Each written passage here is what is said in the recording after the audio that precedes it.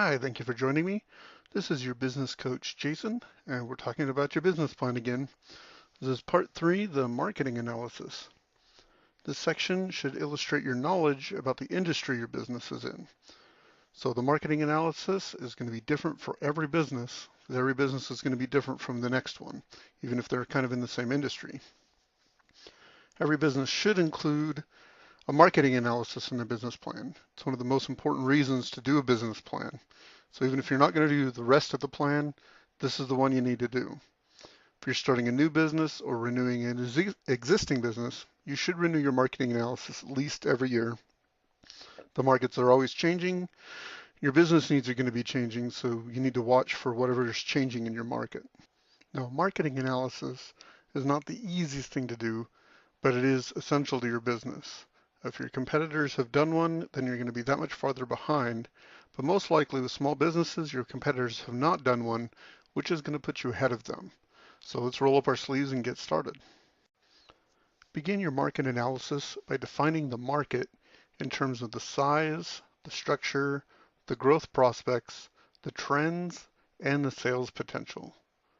The market you need to be looking at is your potential market, not the actual market served, the one that's limited to your existing customers. Your target market is much wider than just the people that you already reached. It's the people that you might someday reach, or the people you could reach and that you need to be concerned about. For example, the market for a local movie theater includes not just the people who regularly go there, but everybody who lives within driving distance. Market for a pest control business includes all the homes and commercial properties within a logical reach. So that should give you a pretty good idea of how to define your potential market. Now let's talk about getting the information you need. This is what tends to make people kind of nervous, is getting this information from different sources. But the sources are out there. A lot of it's available free or relatively inexpensive. The information sources that will help you conduct a market analysis are different for every business. For example, you might need some local information and you can get it at your local Chamber of Commerce.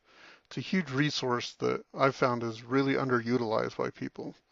Or you might be able to find your market information at www.business.gov. It's a good source of information that combines the US Census Bureau, Department of Labor, Department of Commerce, and a bunch of other government sites. Compile that all for you, and you don't have to pay for it. You might also find other government statistics or other commercial statistics by just doing some simple internet searches. A lot of government information is out there and will help you with your market analysis. As a member of my program, you're also going to have access to my custom database of market research tools that might give you some more places to look depending on your industry. If you get stuck, just drop me a line. I might know where to point you out to. Unfortunately, not all the information you need is going to be publicly available. You might have to settle for some educated estimates. Sometimes you have to base your information on what you find from different sources, depending on what you're seeking, and extrapolate the information from that. I've seen good market research come from telephone books, catalogs, industry association magazines are really important for the industry you're in. Real estate information, the internet has density heat maps. There's a lot of sources out there. You just kind of got to look for them. Next, you should segment your market. Always try to divide your target market into useful slices. For example, you could sell business books to universities and high schools, to libraries, to trade associations, and individual people. Each segment might have a different approach that works better than the others.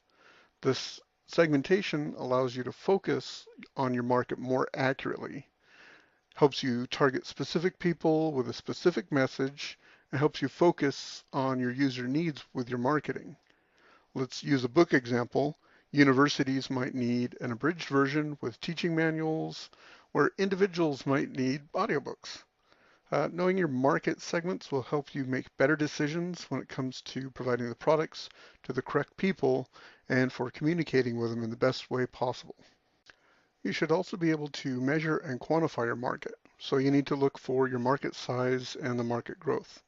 For example, if small businesses are part of your target market, then you should be able to count them.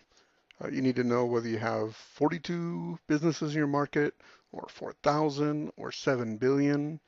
You need to be able to show what the total market is for your business. When it comes to the market growth, think in percentages. So percentage change as a market forecast. Using the small business example, are the numbers of small businesses in your area increasing or decreasing? By how much per year? How many businesses close? Why is it doing that? How many businesses are starting up? Why are they doing that? So market forecasts start with the total numbers possible of purchasers in your market segment, and then you project that percentage change over the next 3 or 5 years. Last, you need to understand what's going on with your market. What market trends do you see having an influence on your market segments? We'll go to the book example.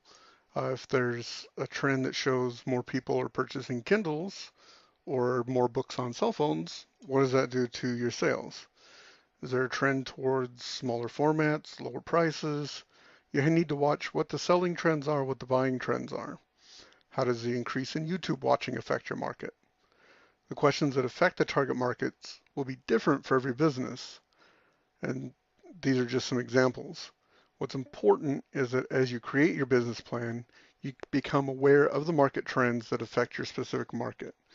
To keep track of these market trends, subscribe to industry magazines, watch industry blogs, follow the industries that you're targeting on LinkedIn and on Twitter and on Facebook.